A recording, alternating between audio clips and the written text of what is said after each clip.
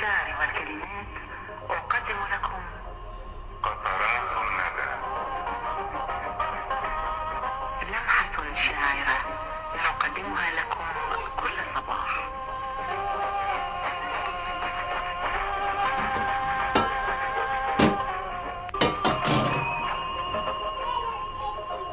قطرات الندى.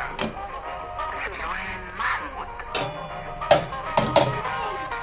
الأوسط من القاهرة.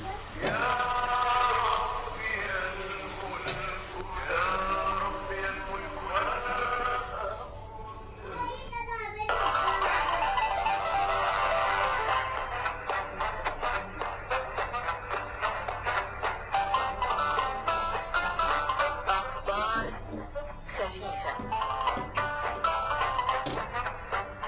أعدها وقدمها لكم اليوم.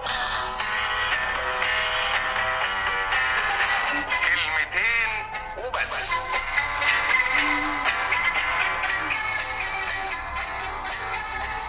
انا بتكلم كلام عام يا عبده، مش بشتكي بشكل شخصي.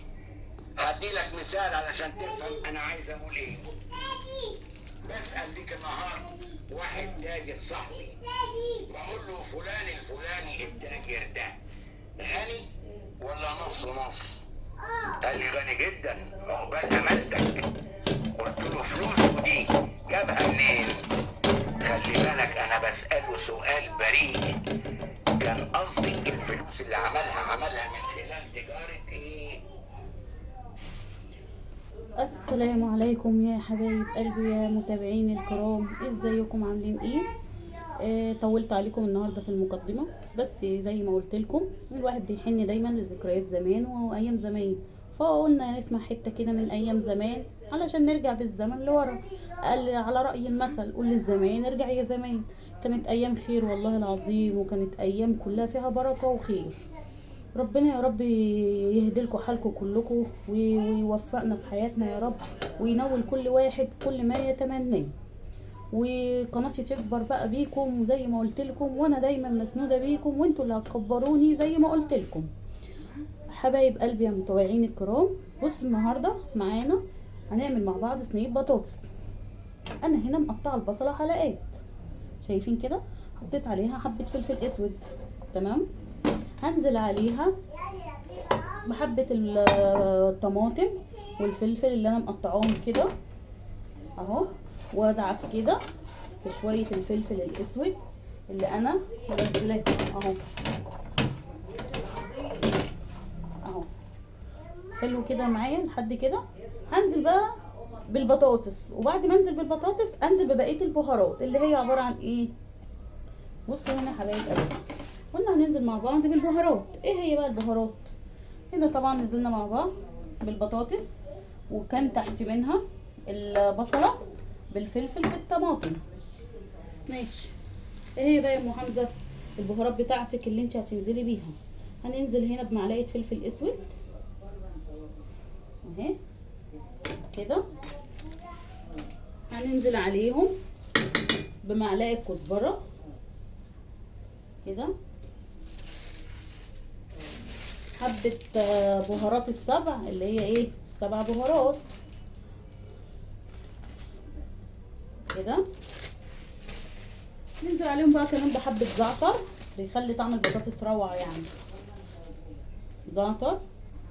وهننزل عليهم بحبة كمون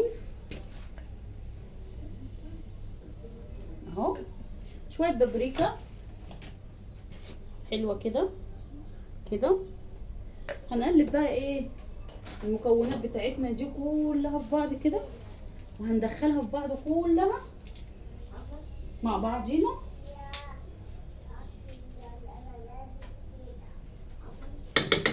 كده كده كده كده. هندخل كله البهارات في بعض ونخليها كلها تشرب من بعضيها في البهارات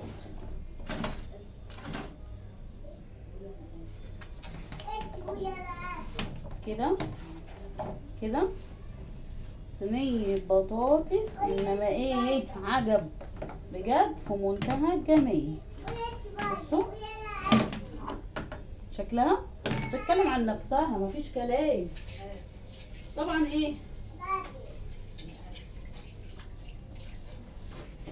المرحله الجايه بقى، المفروض هتقولوا لي ان احنا هنضرب طماطم هنحطها عليها. لا، احنا هنعمل ايه بقى؟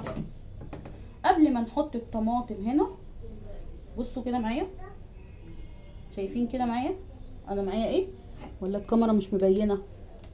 اهي معايا هنا فلفل اسود، البهارات اللي انا حطيتها في البطاطس هي اللي حطيتها هنا، ومعاها فلفل رومي، معاها طماطم، ومعاها بصل، شايفين كده، ومعاها فصين توم. هضرب البهارات دي مع الحاجه اللي انا قلت لكم عليها. بصوا حبايب قلبي، احنا زي ما قلنا نذكر بعضينا كده، حطينا الثوم والفلفل والبصل والطماطم والبهارات اللي ضفناها هنا هنضيفها هنا. هنضرب الحاجه دي كلها كده في الكبه، وهنرجع تاني نقول لكم هنعمل بيها ايه. متابعيني وحبايبي واخواتي في الله، يا حبايب قلبي في الله، النهارده بقى زي ما قلت لكم وصفتنا كانت عباره عن صينيه بطاطس. النهارده انا هتبل الفراخ اهي، غسلاها كلها ومخلياها زي الفل.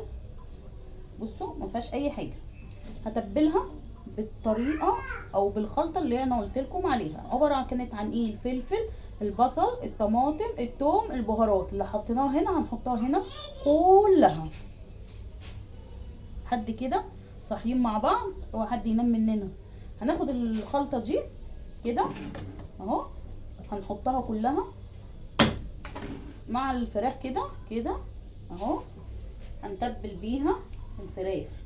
في انا مره عملتها وفي ناس بتعملها كده، ممكن تحمر ايه الفراخ في كده وفي كده، تحمر الفراخ وهي نيه بالتتبيله كده وترجع تحطها في البطاطس، ماشي حلو مفيش مشكله. انا مره عملتها كمان كده، بس انا قلت التغيير مطلوب، اجرب الوصفه دي انا عملتها كذا مره، وبصراحه ربنا بتعجب الولاد وبتعجب باباهم جدا، وكلنا بنمل الوصفه دي. يعني انا مش اول مره اجربها واعملها اهي كده. طبعا احنا غاسلين ايدينا كويس اهو اهو، تبل كده كده كده كده كده. النهارده رحت بقى جبت الفراخ البيضه النهارده ب46 جنيه والبلدي ب56. مش عارفه بقى يعني انتوا بقى ايه يعني الاسعار عندكم عامله ازاي، والفراخ بكام والحاجات دي بكام اهو، شايفين كده، شايفين اهي. دي فرخه بصراحه ربنا ايه بلدي، بس مش جايباها كبيره علشان تستوي معايا، عشان انا مش عايزه اسلقها، هدخلها هنا مع البطاطس. شايفين كده كده خلصنا. انا عايزه بقى ادخل الفراخ من تحت والبطاطس اطلعها من فوق. هقلب كده كده، هحاول ان انا اطلع البطاطس على الوش كده وادفن الفراخ هي اللي بتبقى من تحت. برجع لكم ده كده عشان تشوفوا. انا عندي حمزه بره بقى عامل وش جامد، بس يعني ربنا يبارك ويخلف الاطفال اهو. حاولنا ايه نحطها كده تحت عشان خاطر تستوي كويس، وما نلاقيش البطاطس استوت قبل الفراخ، لا احنا حطيناها كده. احنا لحد كده مع بعض في الخطوه دي. هنعمل ايه بقى الخطوه الجايه؟ هنحط معلقتين سمنه على وش الصينيه من فوق، او معلقه سمنه ومعلقه زيت عشان تديها تلميع اهو. هنحط حبه زيت كده على الوش كده اهو بتاع معلقه، وممكن كمان لو عندك بقى ايه سمنه بلدي نحط معلقه سمنه بلدي، هتديها بصراحه ربنا طعم جميل جدا جدا جدا كده. بس احنا مش عايزين نكتر، مش عايزين بقى، انتوا عارفين الحاجات الدسمه اهي كده نوزعها كده. طب احنا كده ايه يعني خلصت كده يا ام حمزه؟ هي صينيه البطاطس بصراحه ربنا مش عايزه اي اضافات تاني، بس كل اللي هنعمله هنعمل ايه؟ هنضرب شويه طماطم ونرشها على الوش هنا علشان خاطر تستوي كلها في بعضيها. وفي هنا باقي شويه خلطه من اللي احنا حشينا بيهم الفراخ، هنضيف عليهم الطماطم بتاعتك اللي هتعصريها ونقلبهم في بعض وننزلها على البطاطس بتاعتنا. حبايب قلبي ومتابعيني واحلى اخوات في القناه، بجد انا ما عنديش اخوات اصلا بنات على فكره، انا بنت وحيده، بس انا قناتي كل ما بتكبر كل ما ربنا بيحسسني ان انا فعلا ليا اخوات وليا اهل وليا عيله وربنا ما يحرم حد من اهله طبعا، بس حرمان الاخت دي بتبقى حاجه وحشه يعني. انا ماليش اخوات بنات، بس بعتبر ان كل واحده بتعلق لي وبتخش تشترك في القناه هي اختي. طبعا بفرح جدا بتعليقاتكم وتشجيعكم ليا، وقناتي الصغيره ديت بفرح جدا بتعليقكم ليا فيها، وانتوا اللي هتكبروني وانتوا اللي هتسندوني وانتوا اللي هتوقفوني. ربنا يبارك فيكم ويخليكم. ادي الصلصه اهي، ادي الطماطم بعد ما ضربناها في الخلاط انا مخلياها تقيله. هعمل كده علشان تتوزع كده كلها اهي. احنا طبعا ايدينا في الميه، بصوا مش هقول لكم كل نص ساعه ولا كل 10 ده كل ثانيه بتحطي ايدك في الميه، اذا كنت بقى بتغسلي حاجه بتعملي حاجه، فطبعا ايه بنعمل بايدينا، مش محتاجه يعني بقى ايه الرسميات قوي اللي الناس بتعملها دي وتلبس جوانتي وتعمل بمعلقه، لا يا ستي خليها على الله، بلدي بلدي برضو زي ما بيقول. نقول بسم الله الرحمن الرحيم ونعمل ايه بقى الولاعه بتاعتنا، ونولع العين الجميله الصغيره بتاعتنا على البوتاجاز اللي ما حلتناش غيره، شغاله على عينين 2 زي ما قلت لكم. ادي صينيه البطاطس الرهيبه الجميله، على ما تستوي نعمل شويه مع بعض حبه بتنجان يستاهلوا بقكم بحبه دقه. اللي ما اتفرجش على فيديو البتنجان والدقه الخطيره اللي انا بعملها يدخل يدور عليها ويجيبها. حبايب قلبي يا حلوين، يا رب ما نطولناش عليكم. بصوا احنا طبعا حطينا صينيه البطاطس بقى ايه في الفرن كده بعد ما غلت على البوتاجاز شويه، قلنا ندخلها الفرن تاخد ايه غلوه برضو. هنا بنعمل الشعريه بنحمرها عشان طبعا هنعمل شويه ايه رز بالشعريه. تمام ماشي. عملنا هنا مع بعض شويه بتنجان، احنا قلنا مع بعض او الدقه بتاعته عباره عن ايه توم، طماطمايه واحده، قرنين فلفل رومي، قرن حامي او قرنين حامي زي ما انت عايزه، طماطمايه زي ما قلنا، جزرايه. هنضرب الدقه دي مع بعض، وبعد ما تطحن كلها نحط شويه كمون، حبه ملح، حبه بابريكا، شويه خل، والليمون طبعا اول ما تنسوه، ونقلب الحاجات دي كلها في بعض ونحشي البتنجان. هيطلع معانا بالشكل ده اهو زي ما انتم شايفين. مش عارفه اجيبها لكم ازاي،